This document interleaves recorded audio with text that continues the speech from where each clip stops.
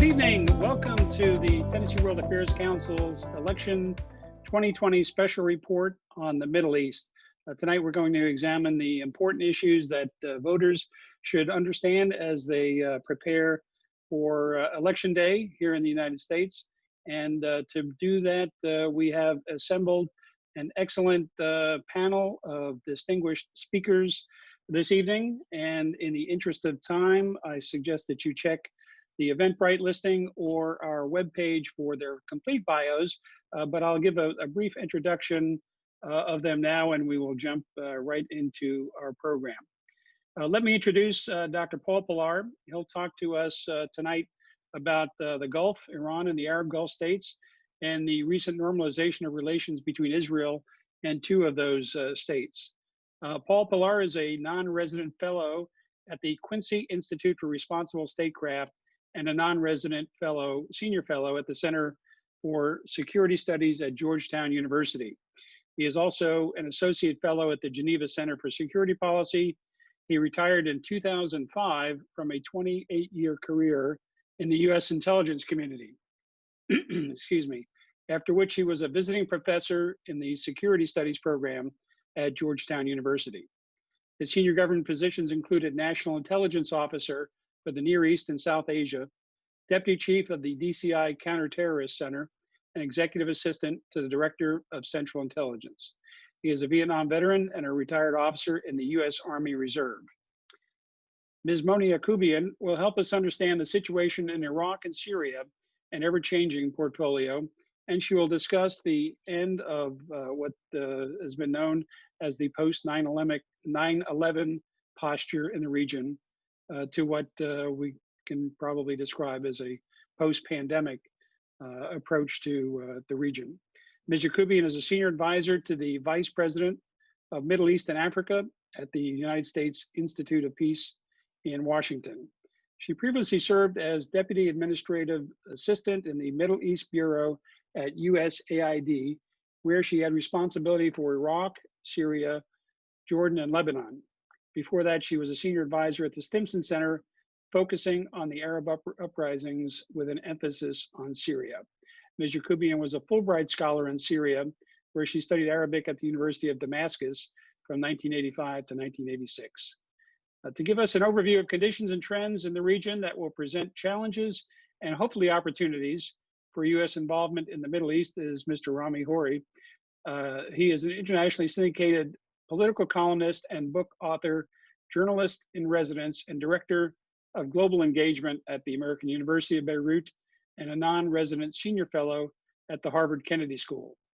Mr. Khouri was the executive editor of the Beirut-based Daily Star newspaper, the editor-in-chief of the Jordan Times, and was awarded the Pax Christi International Peace Prize for 2006. And I recently learned that Rami was born in Queens, New York, in the hospital where my mother worked as a medical secretary. Small world. Rami, your piece of tonight's program is to give us an overview of the region, which could be quite a challenge for someone to do in several hours. But knowing your byline for many years, if there's anybody who can explain to us in about 15 minutes of remarks what we should take away of understanding what's happening in the region, you're the one to do that. So Rami, the floor is yours. Thank you, Pat. I'm unmuted and visible, right? Yes, you are. Proceed, sir. Give me a 1 minute signal when I reach 15 or 14 so we don't go over time. Well, I certainly will. Thanks for inviting me. I'm happy to be with my two distinguished co-panelists, and happy to share ideas with the World Affairs Council in Tennessee and your audience, wherever they may be in the region and the world. The Middle East is going through its most decisive transformation since the modern Middle East was created essentially after World War I. This is the system of countries, of independent countries, after the Ottoman Empire collapsed. And essentially what happened in the last century is we had about 60 years of pretty decent state building from 1920 to 1980. Most of the countries in the region, and I'm talking specifically about the Arab countries. Israel, Turkey, and Iran fall into this analysis, you'll see later, but I'm talking mostly of the Arab world, which was created in its modern form right after World War I. And for 60 years, there was broad, steady, and relatively equitable development across the region, and most families in most countries in almost every year would anticipate that their lives were going to get better, and they did. And their children were going to have more opportunities than they did, and they did. And that's why you didn't have mass popular uprisings trying to overthrow regimes. You had one or two only, but very few. And what happened then in around 1980, approximately 75 to 85, is that you had the transition from sustained national development and coherence into more erratic economic and social progress, greater inequality and fragmentation, and more political tension, which gradually from the early 80s until now, so 40 years, 45 years or so, we had a stabilization of the development decades and then a decline. And most of the problems of the region that people hear about in the media, and in the Western world, I know the US well, I live here half the year.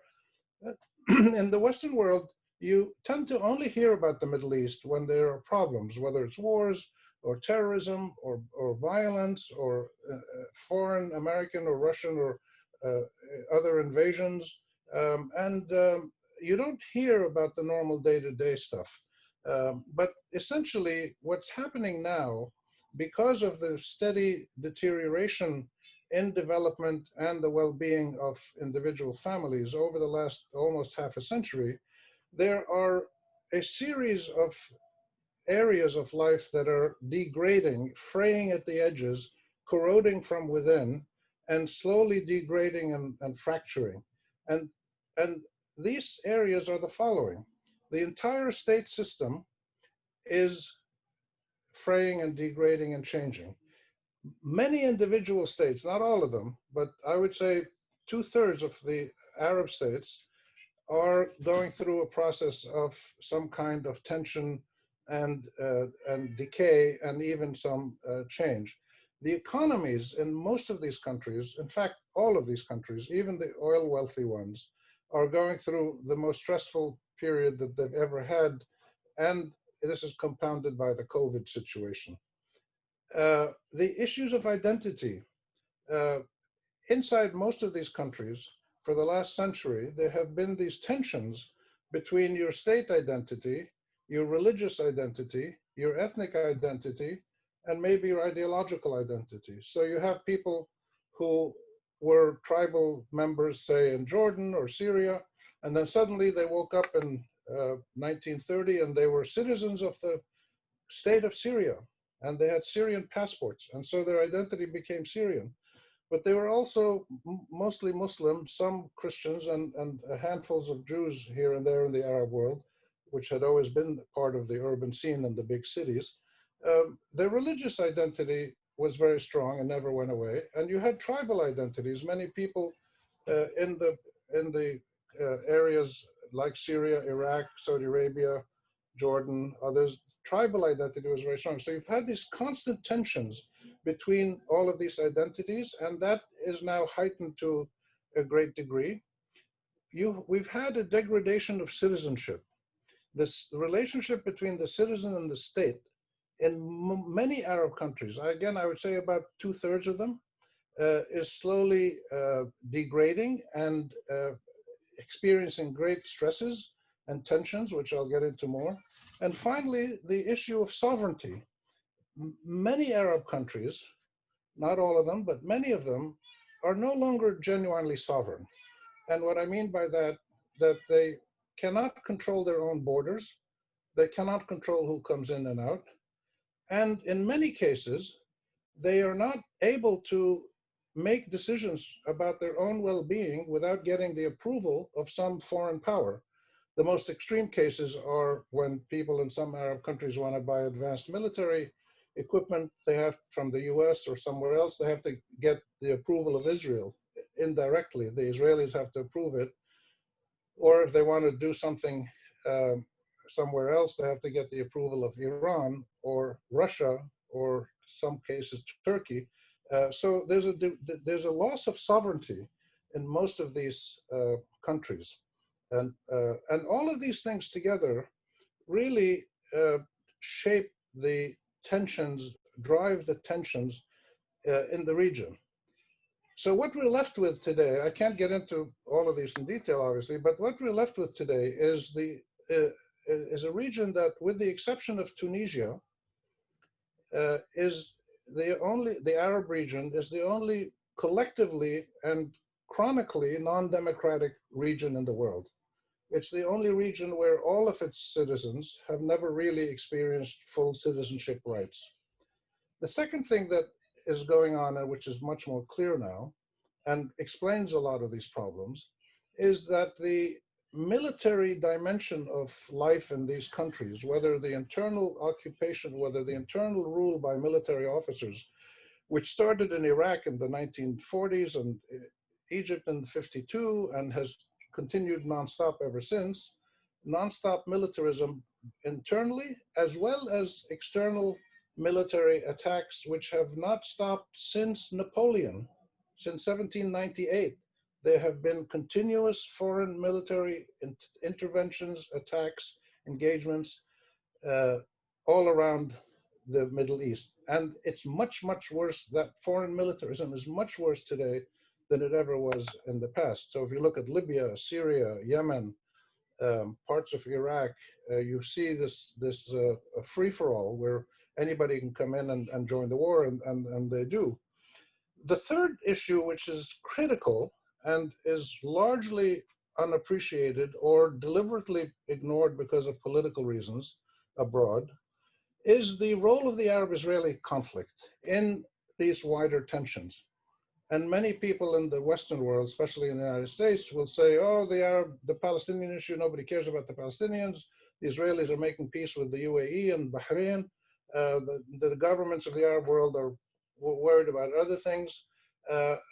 I think that's sophomoric nonsense. And as a Palestinian myself, and an American, and a Jordanian, I have many identities, I can tell you that the Palestinian issue resonates deeply across the region, but that's not the main point. The main point is that the Arab-Israeli conflict since the 1930s, when it started in a big way, and after the creation of Israel in 1947 and 48, there has been constant warfare between Israelis and Arab parties, which has brought in other people in various alliances, and which was a major factor in allowing, back in the 30s and 40s, or 40s and 50s, a major factor in allowing incompetent military officers to take charge of Arab countries, going back to Nasser in Egypt, and then later on you had Saddam Hussein, Hafez al-Assad in Syria, Muammar Gaddafi in Libya, the Egyptian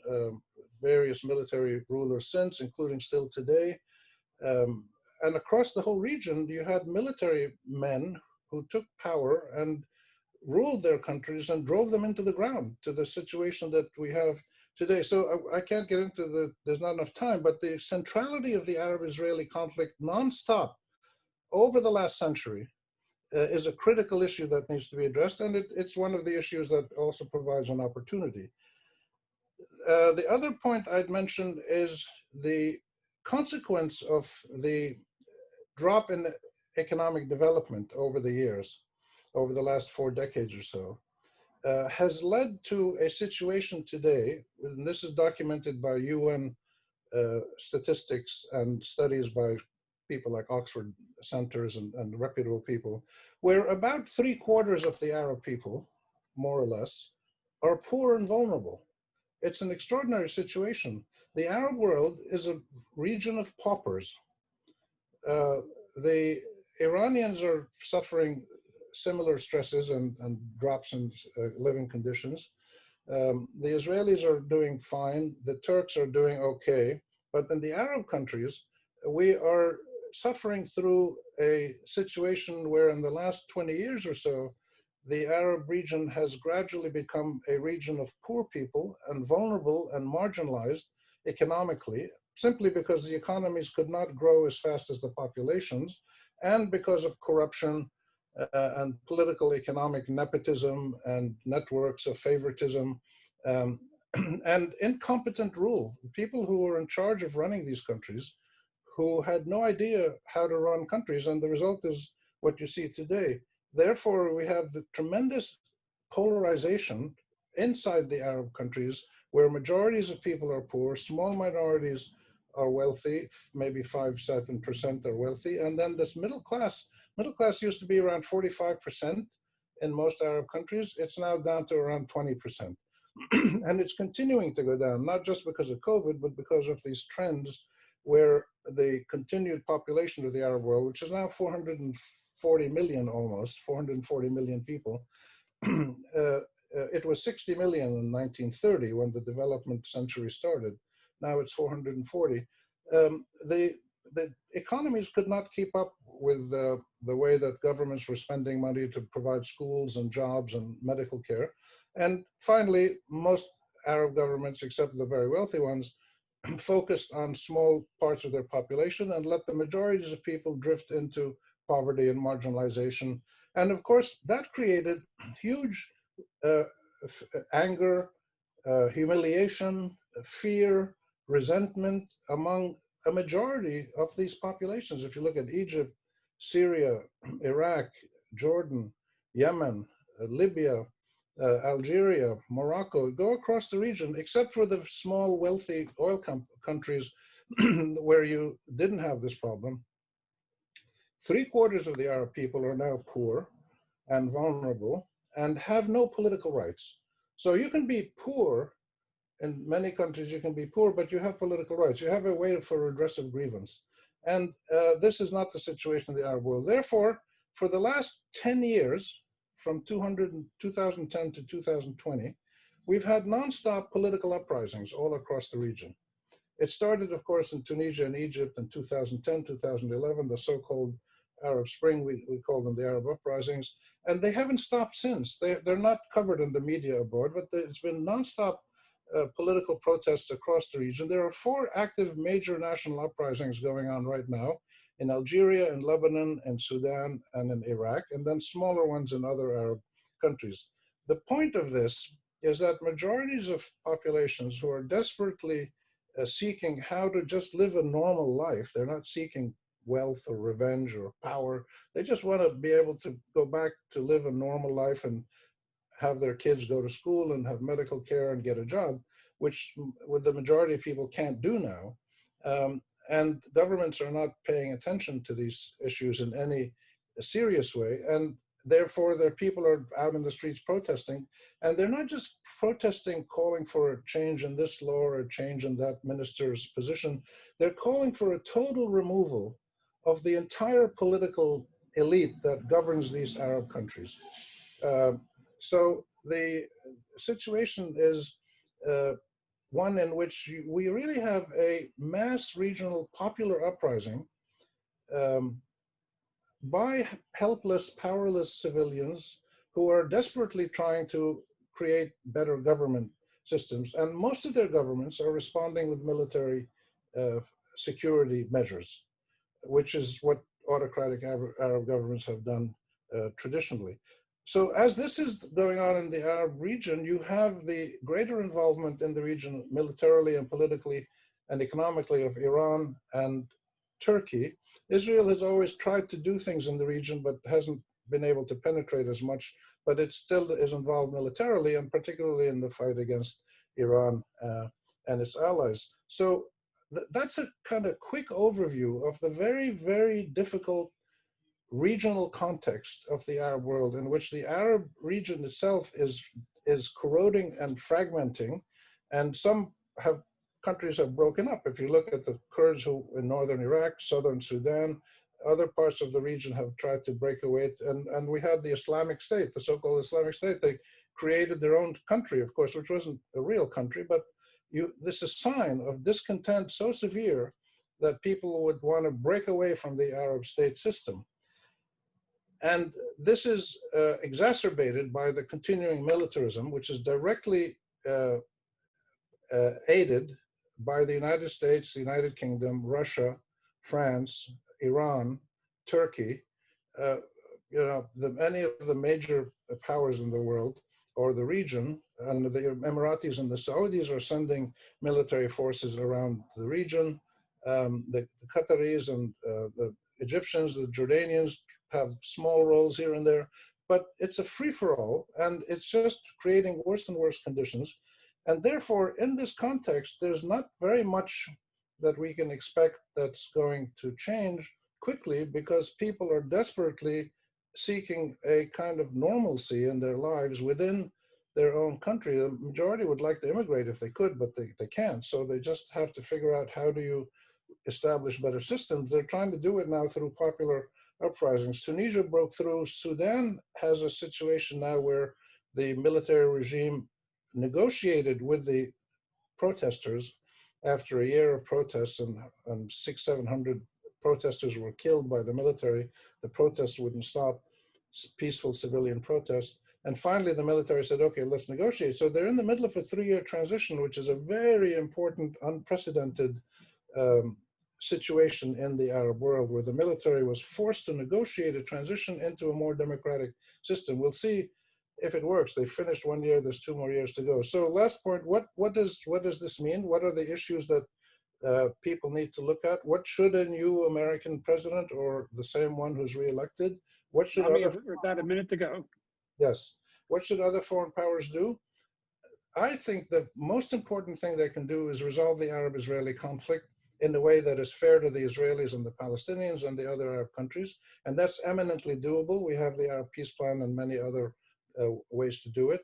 So solving the Arab-Israeli conflict would take away a lot of tensions in the region, and certainly take away one of the issues that causes many Arab citizens to be angry with their own leaders. The second thing that foreign countries should do is understand the meaning of the mass uprisings across the region, how people are so angry and discontented, but striving peacefully for a change in how their countries are run. And the United States should connect with the people who are demonstrating peacefully in the streets. What they're asking for is exactly what's in the American Constitution. And then the third thing is the United States, the Russians, the Europeans, everybody else, ideally in an ideal world, should engage diplomatically rather than just use military means. Military intervention in the region has destroyed much of the Arab world and created this mass poverty. So diplomacy over militarism is clearly one of the priorities. So those 3 issues: listen to the Arab protesters, look at the Arab-Israeli conflict to be resolved, and engage the region, Iran or whoever it may be, more diplomatically rather than with sanctions and threats and military attacks. Those are the areas that people should explore in the next American administration. Thank you. That's terrific. Thank you, Rami, for leading off with that overview. Let me just tell the audience that we're going to ask questions of each panelist at the conclusion of their remarks, and then we'll have a convention at the end where all 3 will answer some more questions. So feel free to drop your questions into the Q&A tab as we go along. Rami, in the context of an overview of the region, I was reading through some of your recent columns, and one that struck me was, and you speak eloquently about the issues that plague the region, but you were talking about a UN report last month that outlined as you quoted, the decades-long challenges that plague the 436 million people in the region, and citing deficiencies, numerous, troubling, and getting worse every day areas like poverty, inequality, vulnerability, unemployment, low social protection, violence and conflict, declining health, education services, human rights deficiencies, refugees and displacement, and insufficient responsive institutions, which you called UNEs for governance. You concluded by talking about citizens playing a role, But in the environment where there's failed governments, autocratic regimes, we had the UN DP reports back in the early 2003, 2004, which outlined all these problems. How can a society, how can people dig out from those conditions? Well, there have been many societies around the world that made transitions from badly governed, inequitable societies to more equitable ones, including the United States after the Civil War, South Africa, warfare in Northern Ireland, much of the Eastern European countries, and many Indonesia, and many others around the world.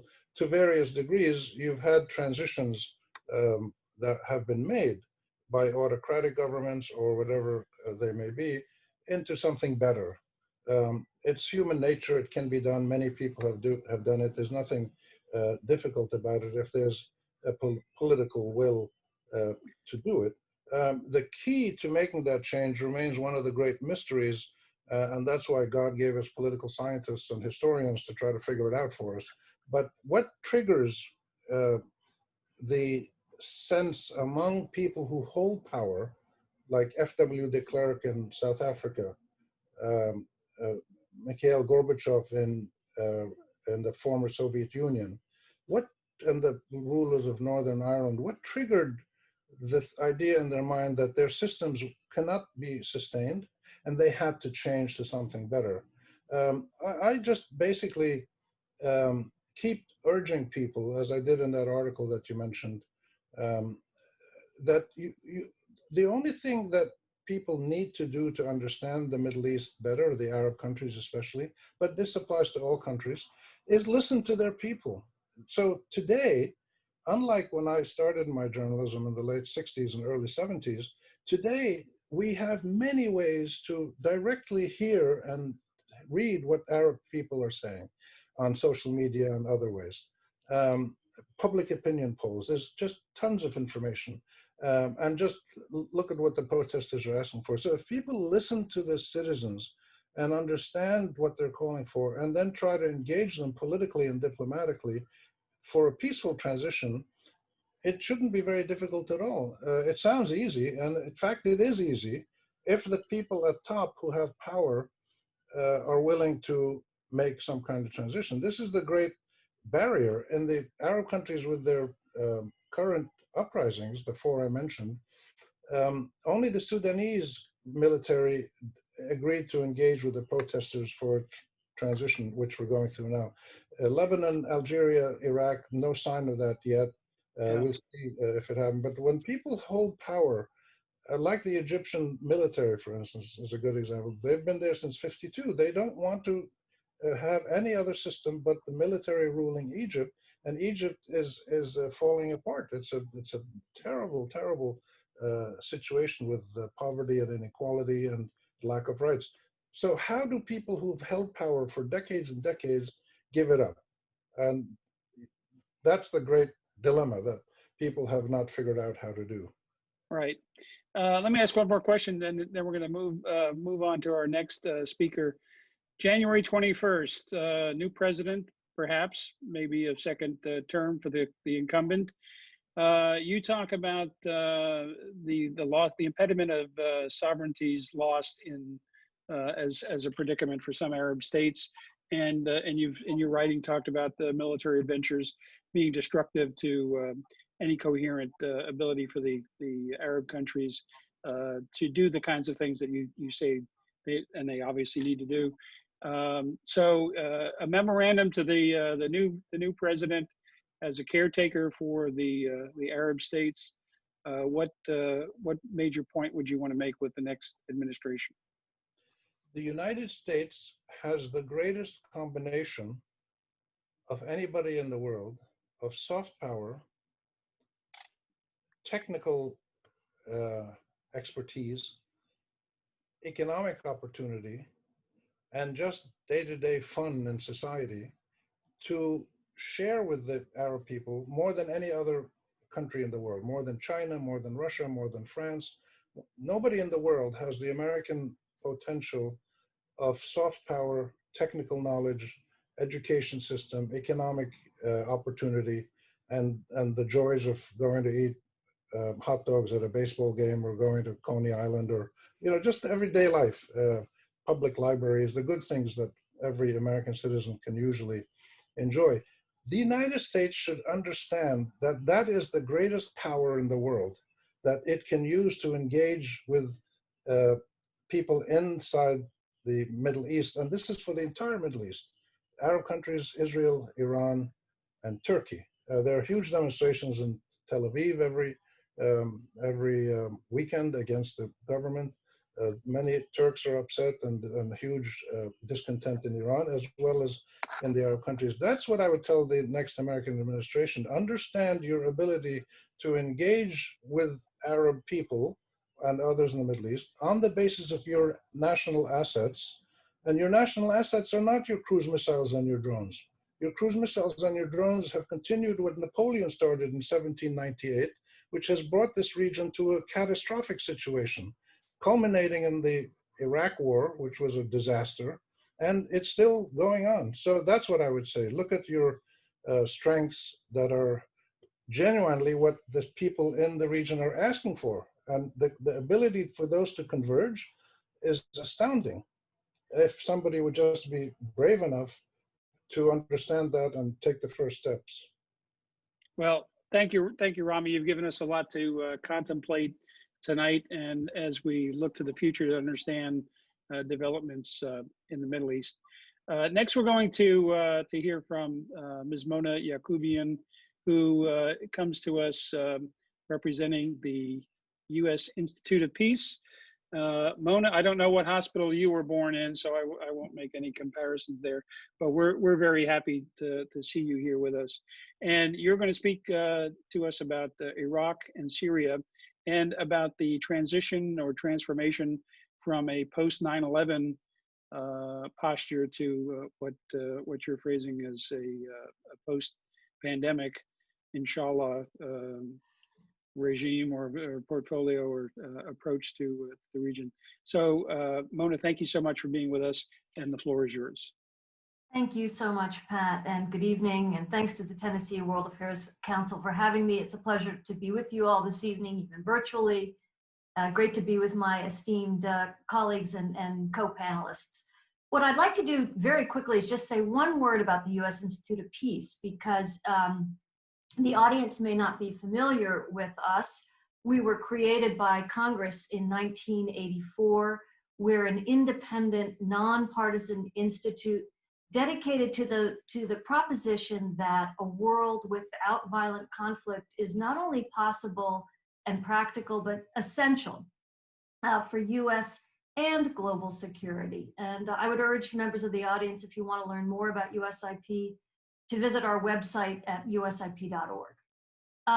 I'd like to, before I dive into the specifics on Syria and Iraq, I want to make one broad point that sort of pivots off of what Rami has been talking about. And it's essentially that the Levant, this region that stretches from Lebanon through Syria and Iraq, is in a moment that many are calling a perfect storm. It is contending with conflict, with mass displacement, with governance crises, economic and social meltdown. It's really in the throes of what can only be described as an existential crisis. It's at a moment that honestly, I don't think it could bear any more pressure.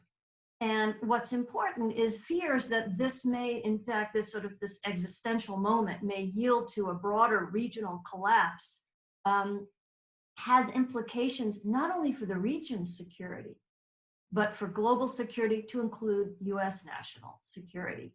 And many of us who work on the Middle East often say that we know that Vegas rules don't apply when it comes to the Middle East, that many of the region's issues, whether it's radicalization, terrorism, refugee flows, that these things really reverberate well beyond the Middle East. And that's why it's important as Americans that we understand what's happening there, and we remain sort of committed to our national security interests that lie there. So let me first talk a bit about Syria. Syria is about to enter its second decade of conflict. This is a very complex, now regional war that started as peaceful protests, then morphed into a civil war, and now it is sort of a complex proxy war featuring both regional actors and global actors. There are no fewer than 5 foreign militaries engaged in conflict in Syria. And arguably, it is one of the most consequential arenas for great power competition, as evidenced by growing tensions, even direct hostility between US and Russian forces on the ground. Syria is also a conflict of enormous humanitarian consequence. It has prompted the greatest humanitarian crisis since the end of World War II. More than half of Syria's pre-war population has been displaced, more than 6 million internally inside Syria, and more than 5 million outside Syria as refugees. It's a country that was once a solidly middle-income country. Now more than 80% of Syria's population lives below the poverty line. And in this moment, as it approaches the 10-year anniversary of its war, it's also contending with a very significant surge in COVID-19 and the prospects of economic collapse. With all of this, Bashar al-Assad, the ruler of Syria, still maintains a tight grip on power. In fact, he has managed to claw back some 60% of the country's territory. But the Syrian conflict is far from over. This is a country that is very much fragmented, violent, and there's really little prospect of a political settlement anytime soon. In addition, I want to say just a word about ISIS, because of course ISIS occupied a third of Syria and a third of Iraq. And while ISIS has been territorially defeated, that was in March of last year, according to the UN, there are some 10,000 ISIS fighters still roaming between Syria and Iraq. And ISIS is still an issue. And in fact, there's been an uptick in ISIS attacks since the onset of the pandemic. So there's that issue as well. So let's talk for a moment about US policy in Syria. And I think that's the jump off point to understand what a future next administration, whether it's a second Trump administration or a new Biden administration, what will they be contending with? Let's take current administration policy as the baseline. And it's really predicated on 3 key goals or policy objectives. The first is the enduring defeat of ISIS. The second is to counter Iranian influence on the ground in Syria. And the third is to promote a political settlement to the conflict through UN Security Council Resolution 2254 and something that's called the Geneva process. So how has that been done? Currently, the Trump administration is relying on, I'd say, sort of 3 baskets of tools, if you will. The first, militarily, is a small footprint, we would call it, presence of US Special Operations Forces on the ground. They are based in northeast Syria. There are about 1,000, and they work in close partnership with their local Syrian partners, the Syrian Democratic Forces. Their primary mission is to counter ISIS, and they went to basically eject ISIS from the territory, and that's sort of how they are and why they are authorized to be there by Congress. Second is sanctions, and sanctions have been a longstanding tool that have been used against Syria for decades. The Trump administration has really doubled down on the use of sanctions in Syria.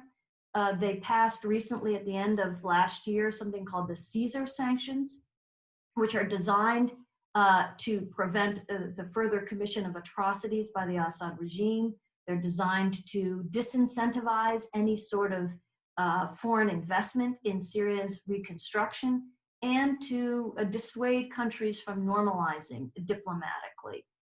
They're fairly wide-ranging, although they're, again, added to an already fairly intricate pre-existing set of sanctions. And finally, there's the use of diplomacy. And this has been primarily through this Geneva process that I referenced.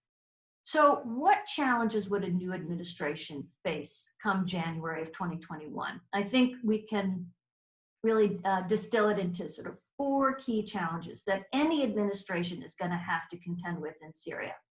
The first is the status of the counter-ISIS mission.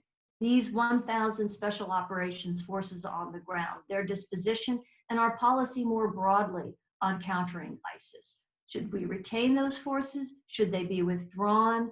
What should their mission be? What's working, what's not? Or should they be expanded? Second is Assad's behavior, because as I noted, Assad's not going anywhere. And yet he has been a fairly egregious violator of human rights, transgressed pretty much all international norms governing the law of armed conflict and how civilians are treated. The question really is, so what to do? I mean, he's not going anywhere. Are sanctions effective? Are they actually getting the sorts of behavior changes that they purport to want to get? Or are they actually causing more harm to ordinary Syrians? And if it's not sanctions, then what? Then how to isolate Assad? Third is this continued humanitarian crisis, which, as I noted, is bad and getting worse. And here the challenges are there's donor fatigue, given now nearly 10 years of conflict, and also, of course, many competing interests and competing needs in this sort of post-pandemic landscape that we will soon be confronting. And finally, what to do about the roles of Russia, Iran, and Turkey, all 3 of whom are fairly firmly entrenched in Syria. They've carved out territory, they've carved out influence, often very negative influence.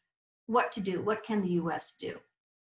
We can perhaps talk about this more in the Q&A, but I would sort of underscore a few things. One is, when we talk about Syria, there are really no good answers. This is an extraordinarily difficult foreign policy challenge where it's often been about finding the least worst option.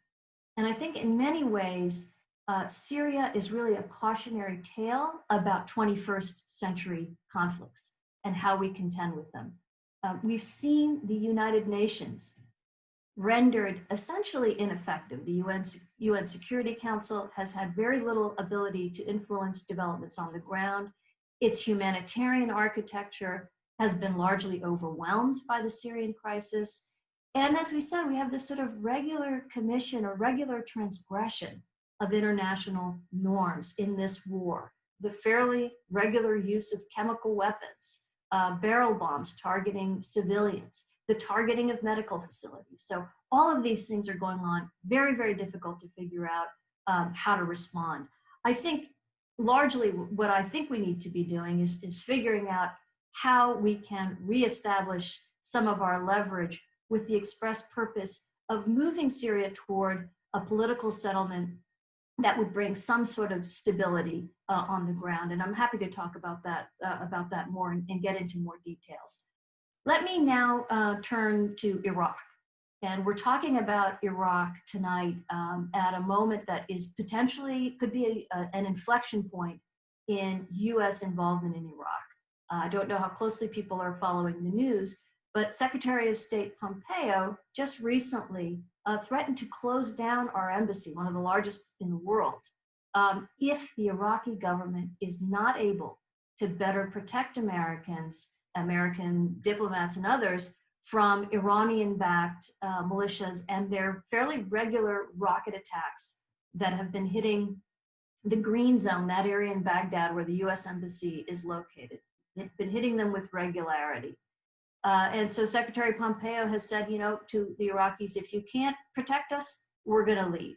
And we're seeing that there are other Western embassies who have now also sort of joined into this call, looking for better protection in a situation that is increasingly dangerous. What's behind this warning? I think it comes, there's, I think, two key points I'd want to make about it. It comes in the context, certainly, of the election season we find ourselves in, the approaching election, and I think concerns on the part of the Trump administration that they don't want to find themselves in a Benghazi scenario. And by that, I mean a scenario not unlike the very tragic situation that happened at our embassy in Benghazi in 2012, when the US embassy was rushed. We lost our ambassador, was killed. Horrible incident. And I think there's real concern that they don't want to be faced with a similar kind of scenario with respect to our embassy in Baghdad. That's one. Second, I think, is the backdrop of continuing tensions with Iran and a doubling down by the Trump administration on its maximum pressure campaign against Iran. And I think this has been played out quite a bit in Iraq. I'm not going to talk about it much more because I think this is something that Paul will dive into. But that's certainly at play as we watch and see what happens. How does the U.S. in fact decide to pull out of Iraq, and what does that mean? It's also happening in the context of an announced troop drawdown. We have had some 5,000 U.S. forces, or 5,200 actually, forces on the ground in Iraq as part of this counter-ISIS mission. There's now a decision to draw down to 3,000. And that's part of sort of the winding down of the military part of the counter-ISIS campaign. So what challenges will a new president or a second Trump administration face in Iraq? I think a lot is going to depend on what happens in the next few weeks and whether or not we make good if we feel the need to pull back out of Baghdad, out of Iraq diplomatically. I think that's going to present any administration with some significant challenges, particularly if there are other countries that follow suit. And so how to operate on the ground there, or how to project US influence if we're no longer there on the ground. More broadly, I think the questions that we'll have to contend with have to do with, again, this question of ISIS and our posture and what we're doing to counter ISIS and what our role is in the counter ISIS mission. Secondly, as Rami has alluded, the Iraqi government is in the throes of very significant crisis of governance. It has a major economic crisis with respect to the oil price slump, which is in part due to COVID. So it's battling on several fronts. What role can and should we play to help the Iraqi government as it contends with these many domestic challenges? That's going to be another set of issues that we'll have to deal with. And finally, how to deal with and mediate these tensions with Iran, which, as I said, are often played out in the Iraqi arena. I'm going to conclude with a few thoughts on sort of where does all this go and what should we be doing. One thought is, as I've described this very chaotic landscape across Syria and Iraq, I think to me it's quite clear that the region more broadly is in dire need of a regional security architecture, something that has been lacking for decades. And I think the moment really has come as tensions rise, and there's really no mechanism for de-escalating tensions. There are no off-ramps that exist.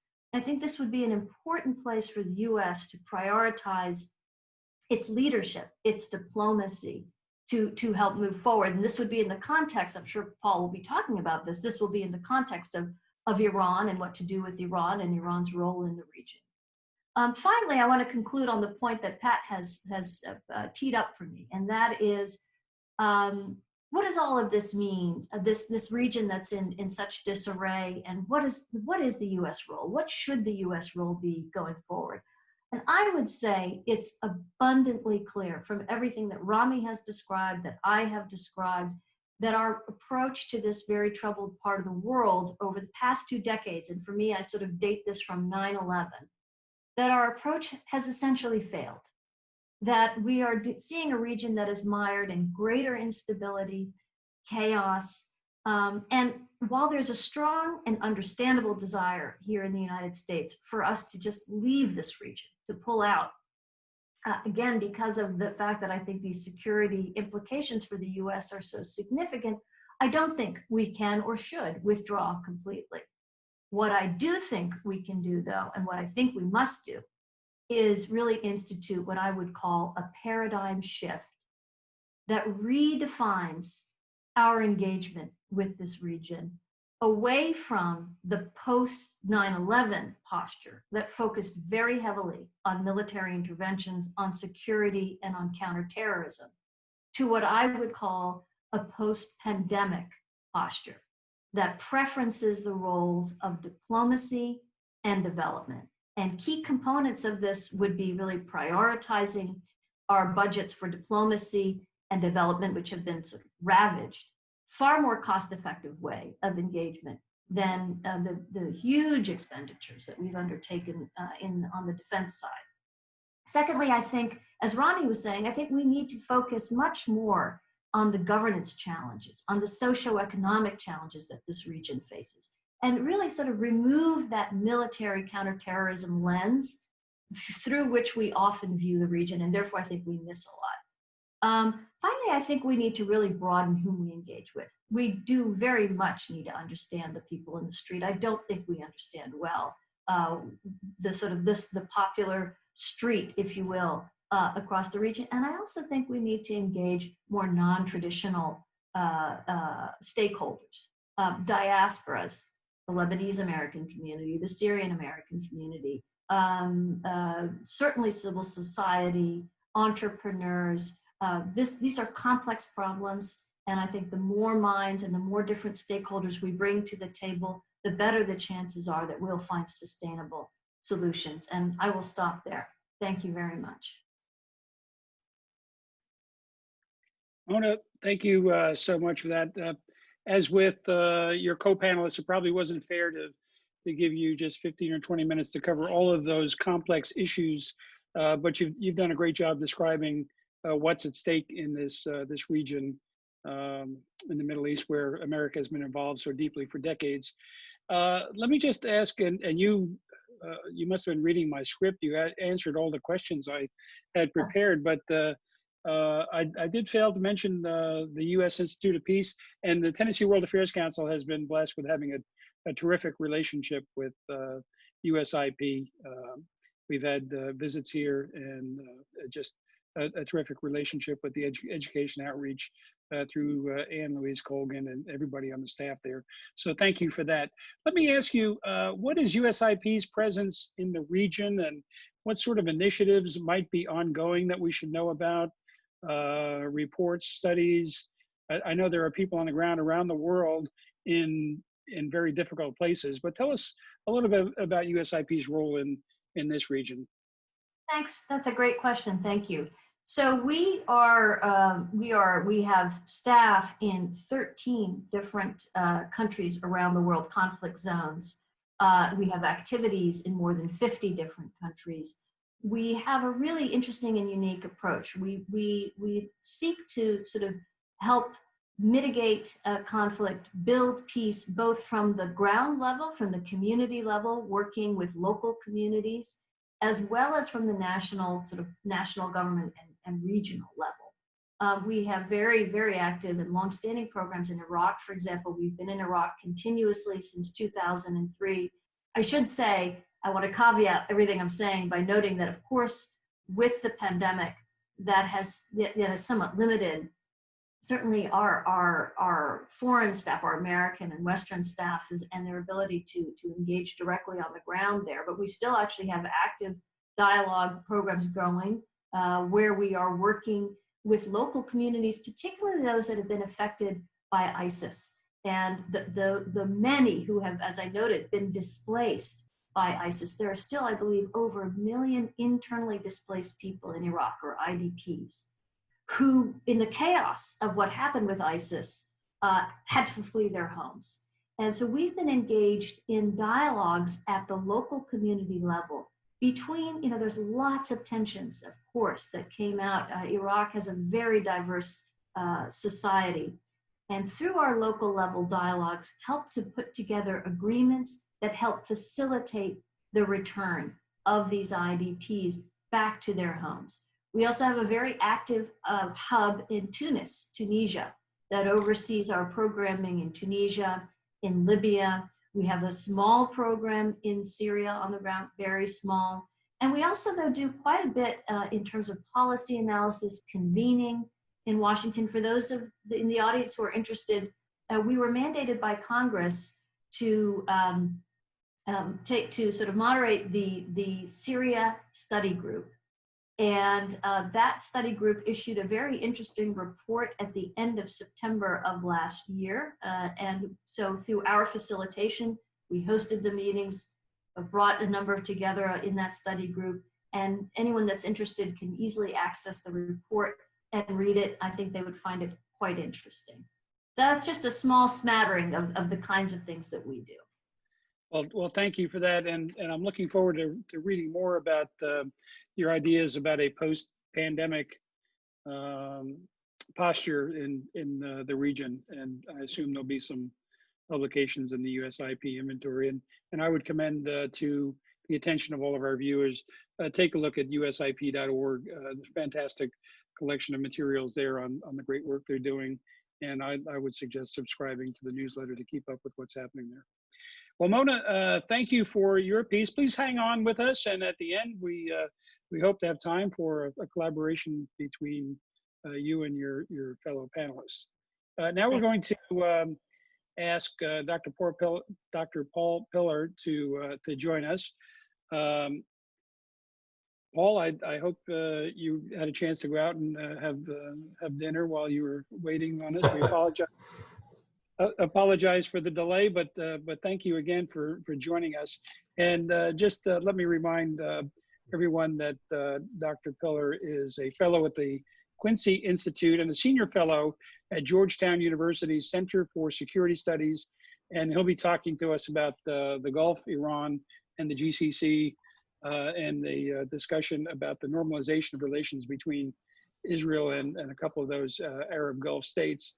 Again, Paul, no easy task to do in several hours, and you promised me that you're no longer a practicing professor, so hopefully we'll get the Cliff Notes version of what's going on there, because it really covers a lot of territory. So thank you for being with us, and sir, the floor is yours. Okay, thank you very much, Patrick, and thanks to the Council for the invitation to participate in this event. No, I didn't go out and have dinner. I was very interested to hear the remarks from my two distinguished co-panelists. We're going to talk about the Persian Gulf region over the next few minutes, and Iran does need the principal attention here because plainly stated, the state of affairs with regard to U.S. relationships and what U.S. policy has or has not attained is pretty bad. 2.5 years ago in May 2018, the Trump administration pulled out of the Joint Comprehensive Plan of Action, JCPOA, otherwise known as the Iran nuclear deal, and ceased to participate and ceased to observe any of the U.S. commitments with regard to sanctions relief under that agreement. The administration later escalated its so-called maximum pressure campaign to the point of what I can fairly describe as unlimited economic warfare against Iran. And this policy, which has continued ever since, has elicited three kinds of responses on the Iranian side, all of them negative. One is on the nuclear level. The Iranians did continue to observe their nuclear restrictions under the JCPOA for another year, that is to say up until the spring of last year, but then their patience ran out and they initiated a series of incremental exceeding steps that exceed the uranium enrichment limits that were spelled out under the agreement. And as a result, just to be more specific, under the agreement, they were limited to a stockpile of no more than 202 kilograms of low enriched uranium. They now have stockpiled about 10 times that, around 2,100 kilograms. It's still at the low enriched level, although they've upped the percentage enrichment slightly from 3.67 to 4.5%. But to put this in terms that might be a little more understandable, people often talked about breakout times when the agreement was being negotiated, meaning from whatever capability the Iranians had, if they decided to race to try to develop a nuclear weapon, how long would that take? Well, before the JCPOA was concluded back in 2015, the breakout time had, by most estimates, had got down to only a couple of months. After the agreement, with all the dismantling that the Iranians had to do with their program and giving up their stockpiles, the breakout time got up to easily a year. Now, by some estimates, it's maybe down to around the 4 to 6 month range. This does not mean that the Iranians have decided to build a nuclear weapon. There's no indication they're doing any weapons work or that they have reached any decision to do that. Rather, these incremental steps to enrich more uranium are bargaining steps, similar to what they took before the agreement was reached. As a way of putting, counter pressure on the United States in particular to come to terms, and that's exactly what they're doing now. So that's one area. The second area has to do with Iranian conduct elsewhere in the region, and it has become more aggressive since the U.S. reneged on the JCPOA. In particular, last year featured some attacks which had an Iranian hand on oil resources, some sabotage of tankers on the other side of the Gulf, and then most spectacularly, an attack on some critical Saudi oil facilities using a combination of drones and cruise missiles. That was September of last year. The Iranians had never done anything like that before. They were highly conscious of the fact that if they were to start going after other people's oil capabilities, then they were liable to have their own oil capabilities hit in return. But once the US administration, the Trump administration, set out to destroy the Iranian oil trade altogether anyway, their motivations obviously changed. And in fact, you had some explicit statements from the Iranian leadership saying, if we can't export our oil, then our competitors are going to have trouble exporting theirs as well. And finally, the one other consequence on the Iranian side worth mentioning is a hardening of Iranian politics in Tehran.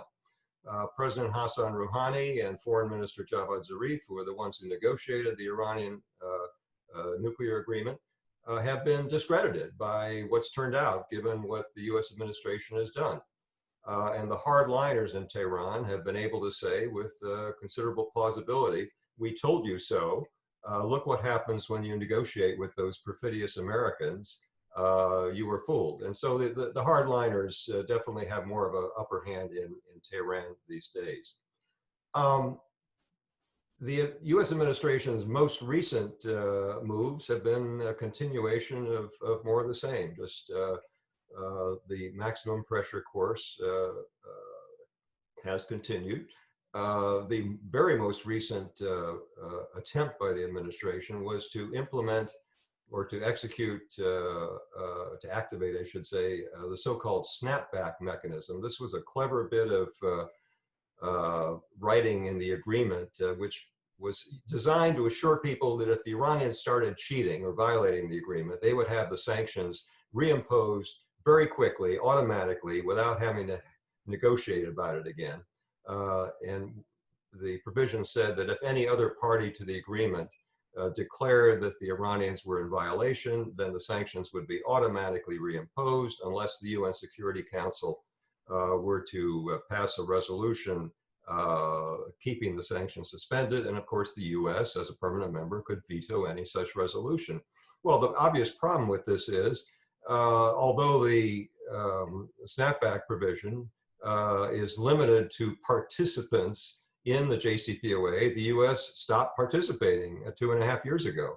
And so the other members of the UN Security Council, all except the Dominican Republic, which the US leaned on to take its side, to put it quite bluntly, think the US tactic was ludicrous, pulling out of an agreement and then trying to use a provision of the same agreement to slap sanctions back on Iran.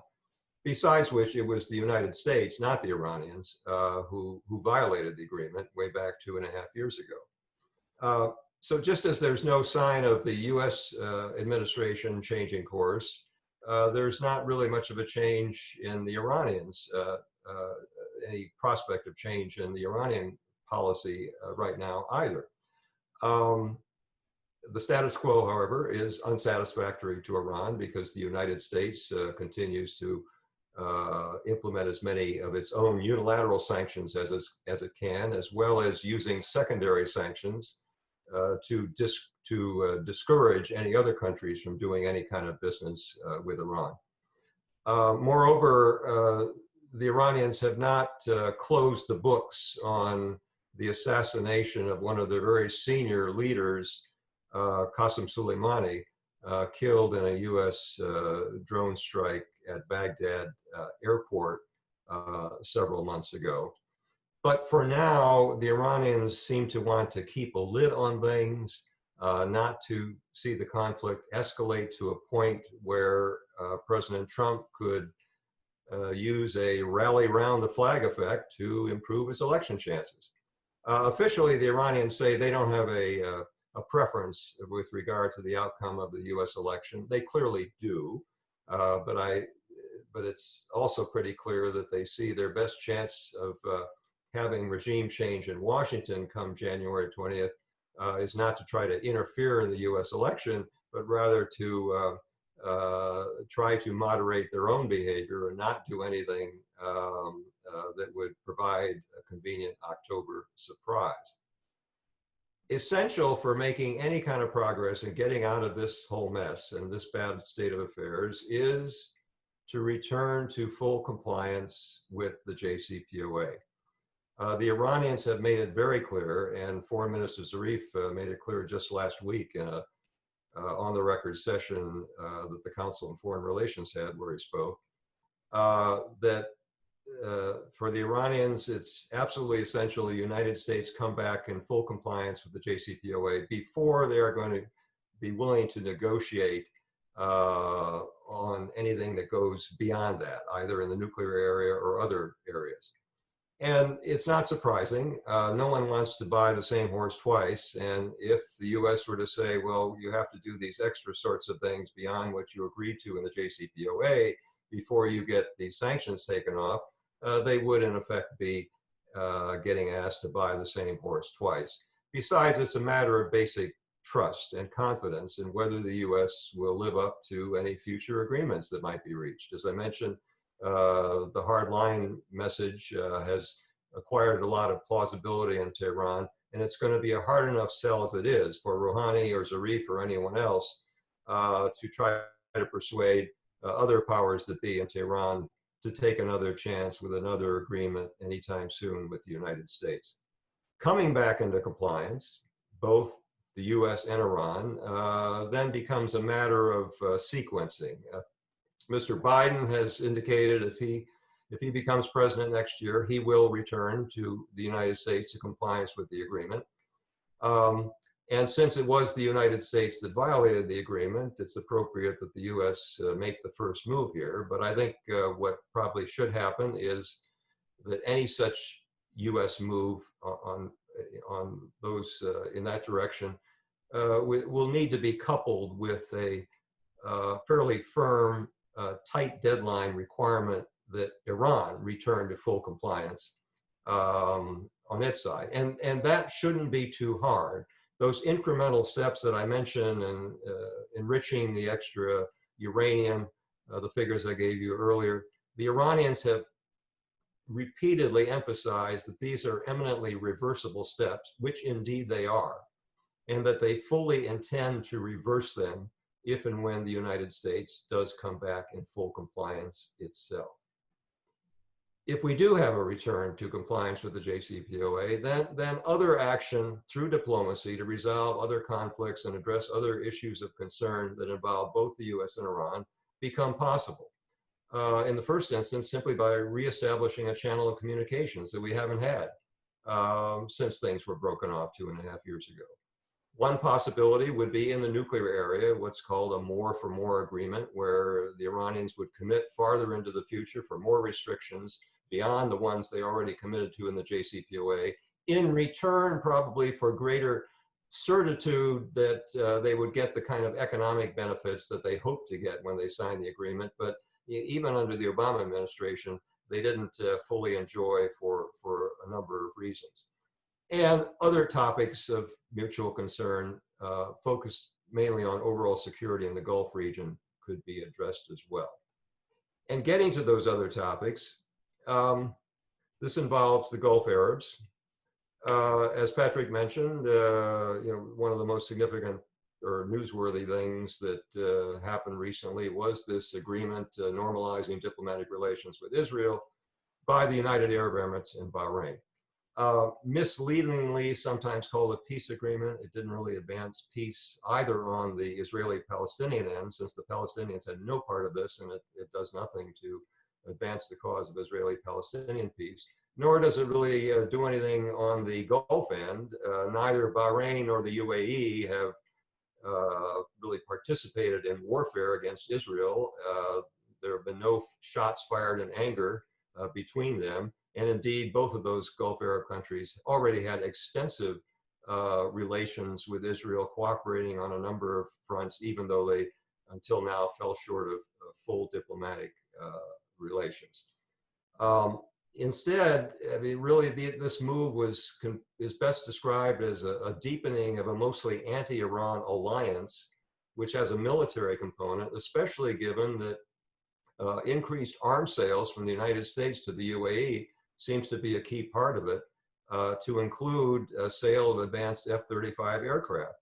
So it carries the further risk of arms races, not only vis-a-vis Israel, but also vis-a-vis Iran and other actors in the Gulf. Saudi Arabia, of course, is the big enchilada in this. I don't see any prospect in the near future for Saudi Arabia to make the same move that the UAE and Bahrain just did, as long as King Salman is still alive, because he feels very strongly about the Palestinian-Israeli conflict and is adhering to the formula of the Arab League Peace Initiative. But on most other issues, he has delegated things to his favorite son and the young crown prince, Mohammed bin Salman, usually known as MBS.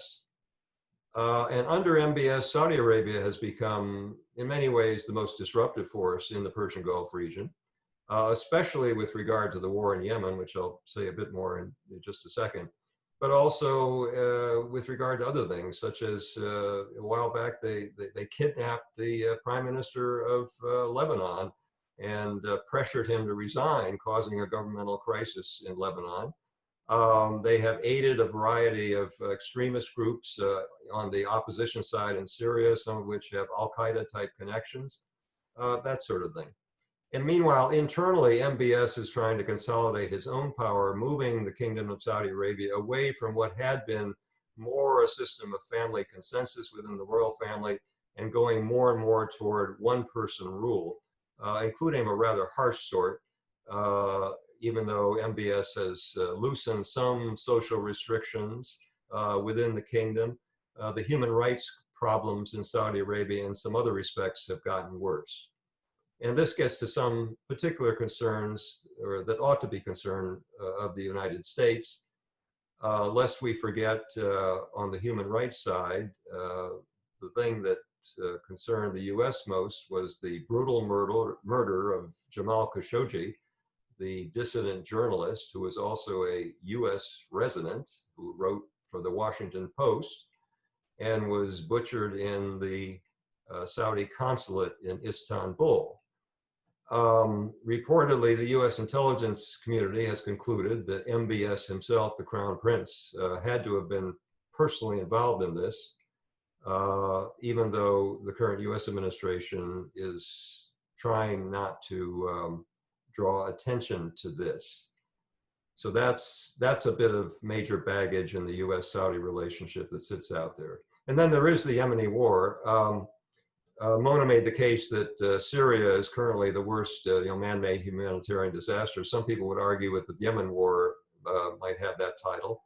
The civilian casualties are well up in the 5 figures, and the great majority of them have resulted from the air war that has been sustained by the Saudis. There has been some progress toward de-escalation. There have been some prisoner exchanges, and the Saudis' allies, the UAE, withdrew from direct participation in the war, although they continue to have a hand in it indirectly through various clients in southern Yemen. But the Saudi air war continues at a pace of about a dozen combat sorties a day. The U.S. has involved itself in this by providing logistical support, including some of the bombs that are being dropped to the Saudis. And this raises some issues, including legal issues. The lawyers in the State Department reportedly raised, going way back to the Obama administration, the question of whether the United States could be liable to charges of war crimes because of its involvement behind the Saudi air war. And then there were more recent reports that the Trump administration tried to cover up this whole issue and not have it become a matter of public knowledge. Well, finally, I would appeal to people, and I would appeal to the next administration to look at issues in the Persian Gulf region from a region-wide basis, or at least sub-regional basis, if that's what we're talking about with the Persian Gulf area. What we've had with the current administration is it's always Iran, Iran, Iran. But if you try to define the troubles of any one region in terms of any one adversary, you're not getting a complete or accurate picture at all. My colleagues mentioned, regional security arrangements. And I think even if that can't be done on a Middle East-wide basis, there is some real possibility to doing some good de-escalatory work in fashioning a security structure in the Persian Gulf region. And in fact, President Rouhani of Iran has offered some ideas in this vein, proposing a forum that would be modeled on the Organization for Security and Cooperation in Europe, which would involve the Iranians and the Gulf Arabs and other players, including some of the external ones, and would be a place where many of the issues of common concern that risk escalation into something worse could be discussed and de-escalated.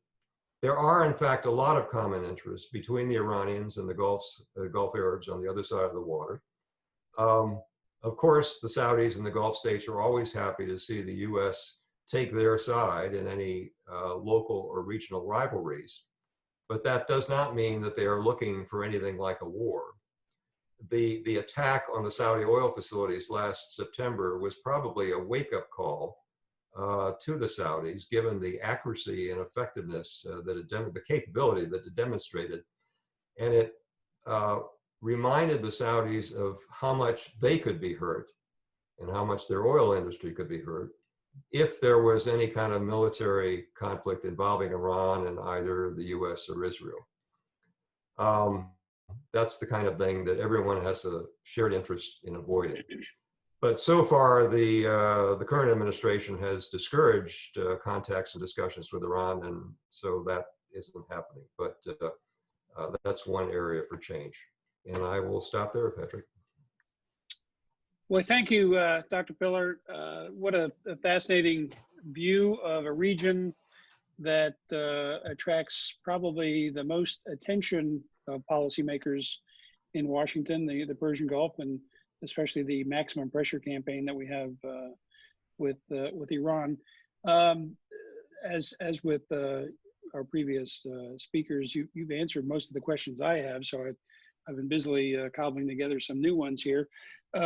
Great power conflict, that seems to be the new thing in Washington. Is that the conventional wisdom? Are we moving away from terrorism and the 9/11 aftermath, and are we now talking great power conflict? And if that's the case, what should we know about China and Russia and their interest in the Gulf region?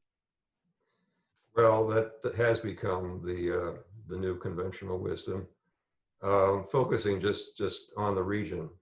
I would make a couple of points, mainly about Russia. We could take a leaf out of Russia's book on how to deal with the Middle East, in that the Putin government of Russia has very successfully kept all their lines of communication and all their diplomatic channels open. They talk with everyone. They have business-like relations with the Israelis and with the Iranians and with the Arabs,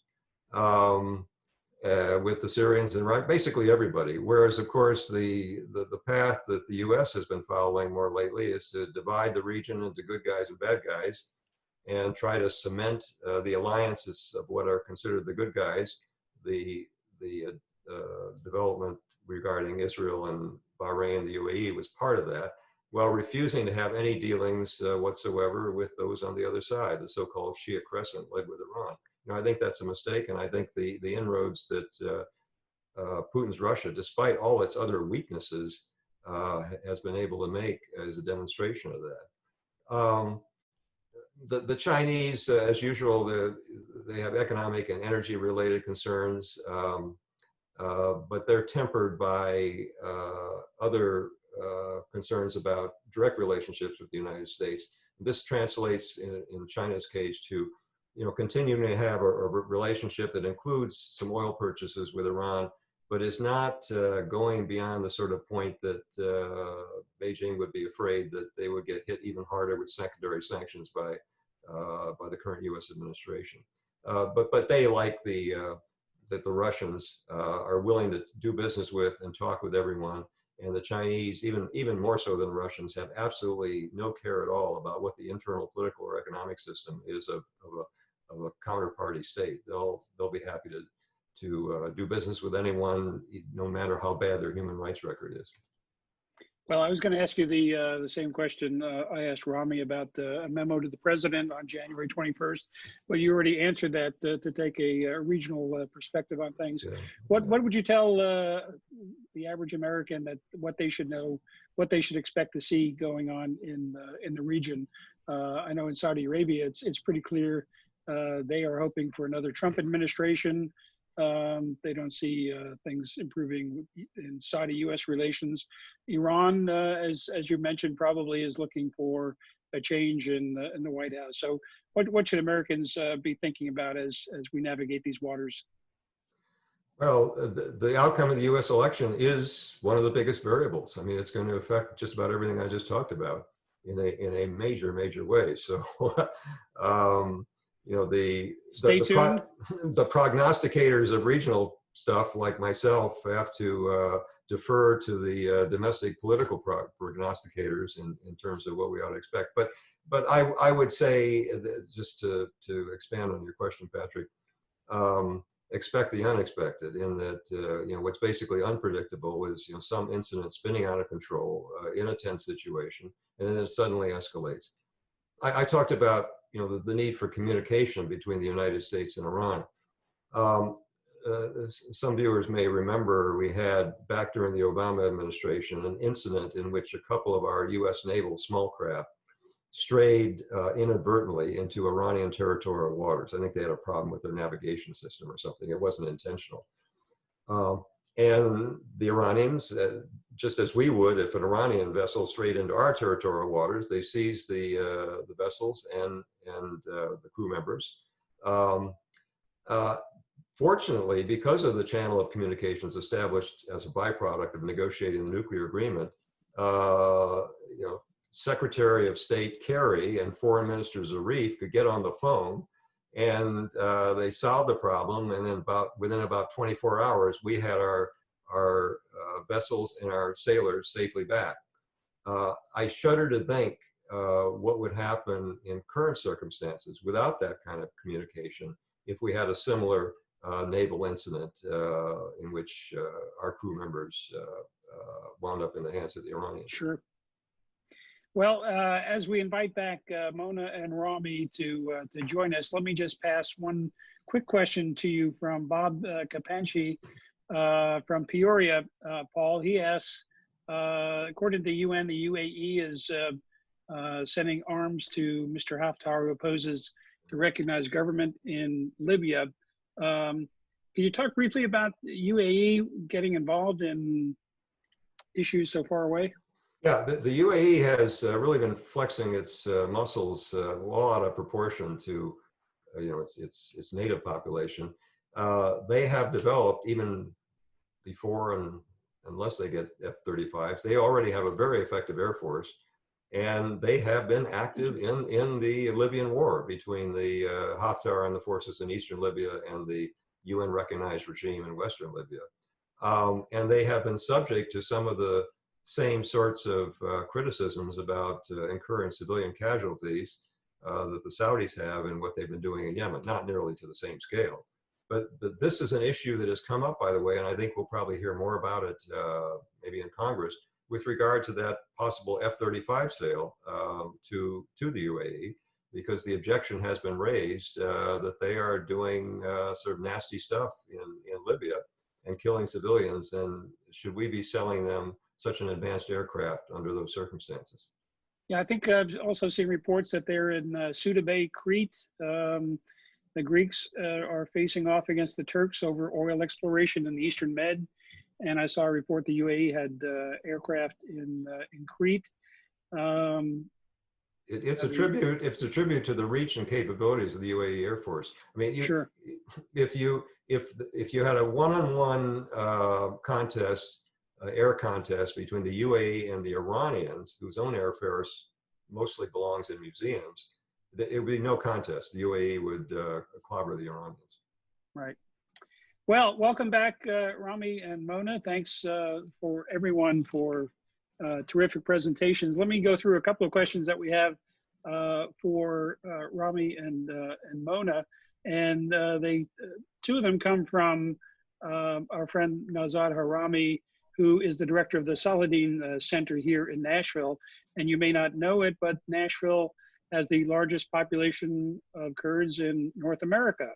And it was the site of one of the, get your finger dipped in purple ink when the first election was held in Iraq after the government was formed. So we have a very large and prosperous Kurdish community here. And Nazad asks, Rami, he talks about the brutality against the Kurds at the hands of the Arab government in Baghdad during the Saddam regime. And his question is basically, can you talk about the Arab system with regard to Kurds? And let me ask the question of Mona that Nazad asked. He's basically wanting your view on the Kurdish issue when you talk about Iraq. It's a big issue, and what the U.S. government position is. I know there was a referendum on Kurdish independence in the Kurdish regional government area. So Rami first, and then Mona, if you could just follow up. Yes, thank you for the question, and thank you both to Paul and Mona for your comments. They were terrific. I keep learning every time I engage in an exercise like this, which is a testament to the quality of the speakers and to the many issues that we still have to deal with in the region. It's amazing. The Kurdish situation absolutely is an example, an extreme example of the brutality of many, not all, but many Arab regimes that were run by military officers. There were uprisings several times in the Kurdish region against the central government in Iraq, in Baghdad, because it mistreated the Kurds so badly. And you had similar uprisings from largely Shiite regions in the south. And these were among the few large-scale popular uprisings that happened in the Arab world from the 20s to the end of the last century. There was one in Sudan that overthrew Numeri, and one or two other tiny ones, but these were the biggest ones that happened, and they were brutally repressed by the central government in Iraq. The Kurds have more right to statehood than, or the same right to statehood as anybody else in the region. They have the qualities of a nation, of language, of culture, of history, of identity, territory, large numbers. They should be a state, an independent state. And what a wonderful state it would be, because as you know, in Nashville, the Kurds are extraordinarily fine people, as are all the people in the Middle East, if they're given a chance to live normal lives. But because of the imperial intervention in our region and the handoff from the imperial powers to the Arab autocrats in the 30s and 40s and 50s, the average citizens in the Arab world, whether they're Kurds or Shiites or Sunnis or Christians or whatever they may be in different places, the average citizens have never had a chance to really shape their own countries. But absolutely, the Kurds were more badly treated than almost anybody, including chemical warfare and mass population movements and the most awful social engineering moves. So I fully agree with Nawzad's question. And one of the U.S. government posture towards the Kurdish regional government? Well, I think Rami has well laid out the tragic history of the Kurds. I think the U.S. relation with the KRG, or the Kurdish regional government, is quite good. And in many ways, I think that the situation of Kurds in Iraq is far better, certainly, than it was with the institution of federalism and some degree of autonomy. I think relations have even improved a bit further under the current Prime Minister Kadhimi with respect to relations between Baghdad and the Kurdish region. And again, I think the Kurds have been, I think what I'd like to highlight, if I could for just a moment, is the relation between the US and the Kurds in Syria. Because when I noted the Syrian Democratic Forces, about 60,000 strong force on the ground, it is commanded and led by the Kurds. And it has been a very important relationship that the United States has had on the ground with them. In fact, the Syrian Democratic Forces actually took far greater casualties in the battle against ISIS, losing some 10 or 11,000 fighters than we did. We lost about 6 or 7 or 8 Americans. The Kurdish-led SDF lost 10,000. They have been an invaluable partner on the ground. It's a partnership that's been complicated by our relations with Turkey, our NATO ally. Turkey has been deeply, viscerally opposed to any sort of Kurdish autonomy or semi-autonomy in northeast Syria. And it makes for the kind of very complicated situation we find ourselves in. I think the Kurds were somewhat disappointed, to say the least, by our decision to pull back from the border with Turkey in October of 2019, which is what allowed Turkey to make an incursion into a zone in northeast Syria called the Operation Peace Spring Zone. So I think going forward, it's a complicated relationship. I think it's something that will demand quite a bit of attention. And I think ultimately the answer in Syria for the Kurds is some degree of semi-autonomy, decentralization, and an ultimate political settlement. But unfortunately, I think we're quite a ways off from that. Well, thank you for that. We're close on time here, but let me ask one more question of Paul, and then I'll ask each of you for closing comments. Paul, the GCC is in a difficult way for the first time since its creation, 1981. Is that sound right? It is now seen a fracture with Qatar being pushed aside in terms of relations and trade and so forth by Saudi Arabia, Bahrain, UAE. We've seen 2 heads of state pass from the scene in recent weeks and months. Give us a snapshot of what we should know about the Arab Gulf states and what that means for American relations in the Gulf. Paul, you're on mute.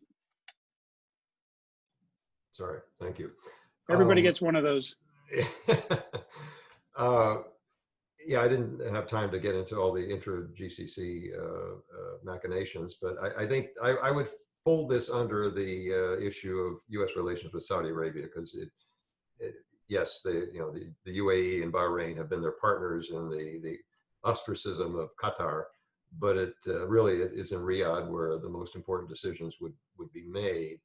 And I would be reasonably hopeful that that MBS in Saudi Arabia, the Crown Prince, can be persuaded that this thing just isn't working. This thing of isolating Qatar and trying to bring them to heel, because the Qataris have actually been fairly successful, despite the boycott and the isolation in keeping things going. I think they're still the leading liquefied natural gas exporter in the world.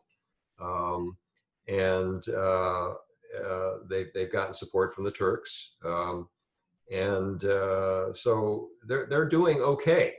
And of course, the background of this is the U.S. has this major military relationship with a huge basing arrangement there. So I think what the Saudis, along with the Emiratis and Bahrainis, have tried to do is basically a failure. And I would be somewhat optimistic that what has been a major distraction in Gulf matters, can soon be resolved. All right. Well, we'll have to have you back to. There's so many more. It's a complex part of the world, the Gulf, and across the region. Mona, any last comments you'd like to share with us? Well, one, it's been a real pleasure, and two, I think stay tuned. The region, as I noted at the outset, I think is heading into a period of a lot of instability. There'll be great temptation on the part of the United States to pull out completely. I don't think that's the answer, but I think you've heard maybe a similar strain amongst all of us, which is it's a U.S. resort to diplomacy, to our soft power, a pivot away from a focus on military interventions that really could help this very troubled region. So thank you, and it's been a lovely evening. I appreciate being included. Thank you so much, and good luck with your new boss at USIP. Rami? I would just make the comment, as I've been making for the last 50 years of interacting between Arab region and the United States, is that the American people and the political class and the media should listen more to ordinary Arab citizens. You know, if somebody from overseas was looking at the US and they only heard Donald Trump and Bernie Sanders or Nancy Pelosi, they would get a very different idea of things than if they took a walk in Nashville and then took a walk in Syracuse and took a walk in Miami and talked to ordinary people. So I think it's very important for Americans who are interested in the region to make sure that they more or less ignore what most of the American media tell them and try to interact with mechanisms that are available online and in other ways that reflect the sentiments of ordinary people and public opinion across the Arab world. And what they would find is that you have exactly the same human dynamics at work. In fact, you have them at work all over the world. We know that, we who deal with global affairs.